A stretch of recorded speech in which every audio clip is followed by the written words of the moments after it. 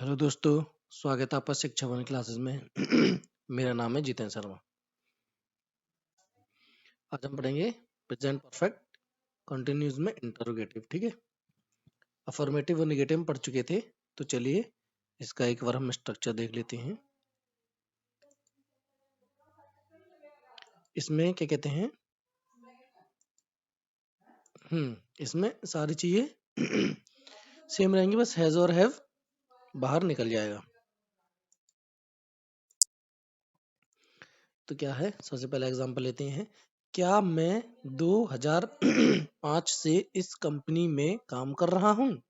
तो क्या आ जाएगा, हैज़ आ जाएगा, पहले हैव आ गया, आई आ गया।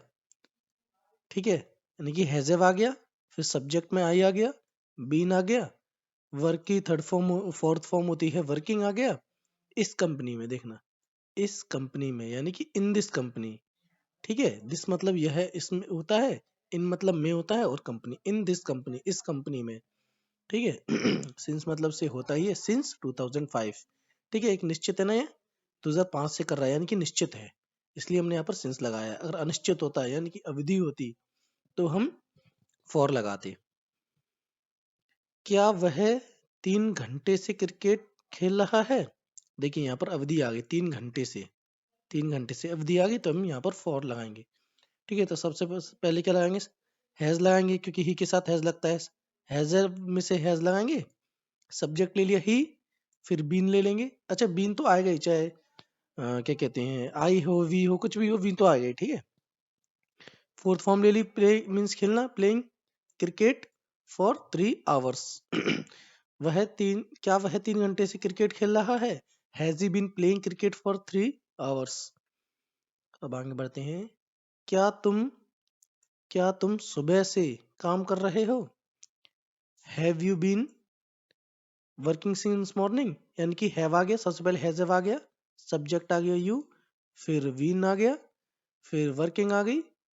ठीक है, वर्क की फोर्थ फॉर्म वर्किंग। ठीक है, सिंस मॉर्निंग, क्योंकि सुबह से, यानी कि ये देखिए सुबह से कर रहा है, निश्चित है ना जी। ठीक है, अब हम आगे बढ़ते हैं।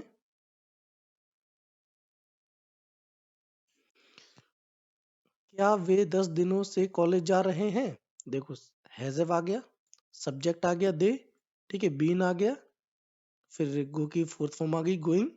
ठीक है, कॉलेज आ गया, ऑब्जेक्ट जो भी बचेगा वो आ गया, फिर फॉर 10 डेज, यानी कि 10 दिनों से। ठीक है, अवधि दी हुई है, ये 10 दिनों से, निश्चित नहीं है कि कब से जा रहा है। ठीक है, क्या हम 3 बजे से पढ़ रहे हैं?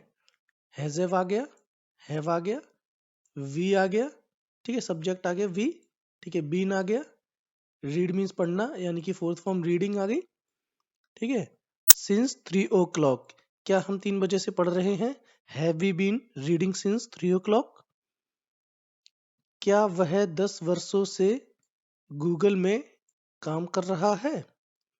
तो क्या आ जाएगा, सब्जेक्ट आ गया हैज, ठीक है, सॉरी, वो सबसे पहले हैजेव आ गया, ठीक है, फिर सब्जेक्ट आ गया ही, फिर बीन आ गया, वर्क की फोर्थ फॉर्म आ गई working, in this, sorry, in Google for 10 years, 10 वर्षों से, देखो अवधि दी गई है, ये 10 वर्षों से कर रहा है ना, यानी कि अवधि दी है, ये अवधि दी हुई है। ठीक है, यानी कि क्या वह 10 वर्षों से गूगल में काम कर रहा है?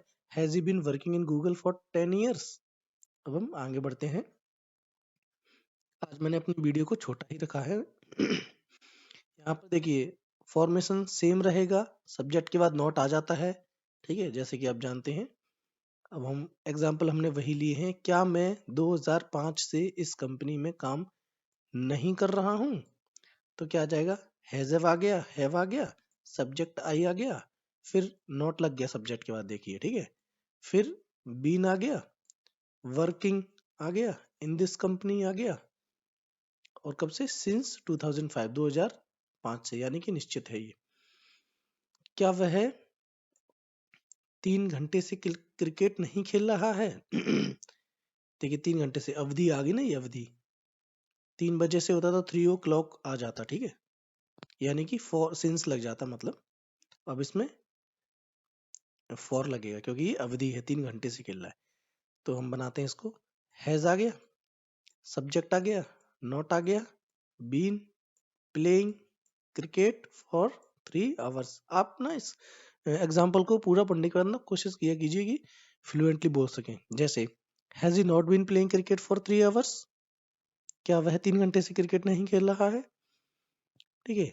क्या तुम सुबह से काम नहीं कर रहे हो, यानी कि हैव आ गया, हैव आ गया, यू आ गया, नॉट आ गया, बीन आ गया। ठीक है। Working since morning. ठीक है। Have you not been working since morning, क्या तुम सुबह से काम नहीं कर रहे हो? चलिए तो आगे बढ़ते हैं।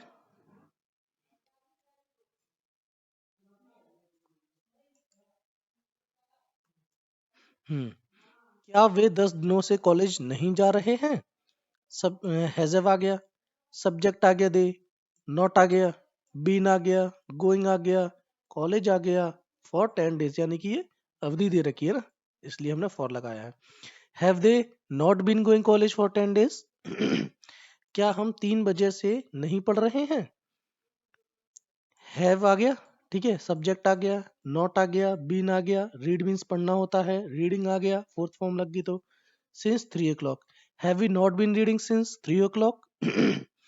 क्या वह 10 वर्षों से गूगल में काम नहीं कर रहा है, यानी कि सब्जेक्ट आ गया, सॉरी हैज पहले आ गया ना, हैज आ गया, सब्जेक्ट आ गया, नॉट आ गया, बीन आ गया, वर्क की फोर्थ फॉर्म वर्किंग आ गया, ठीक है, इन गूगल ऑब्जेक्ट आ गया, ठीक है, फॉर 10 years।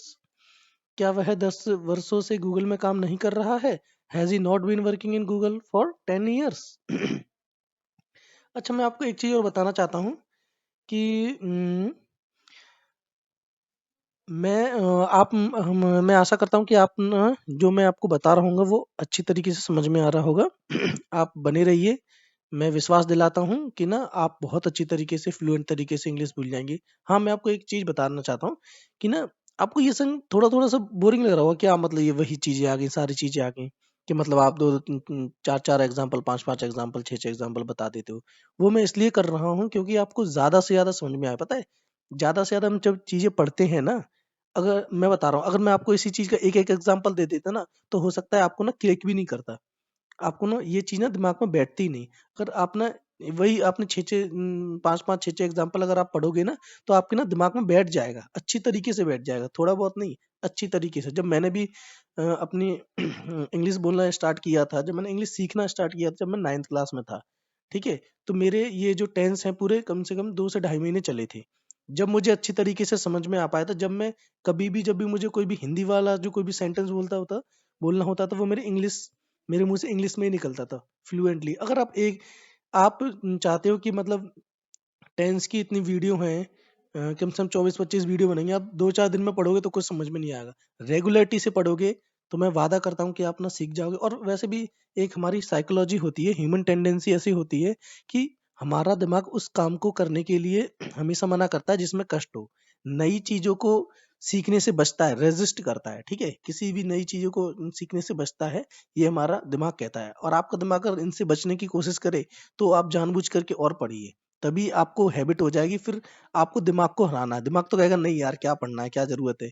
जहां पर कष्ट होता है ना, वो उन चीजों को मना करता है कि ऐसा काम मत करो, हमारा दिमाग ऐसा ही है।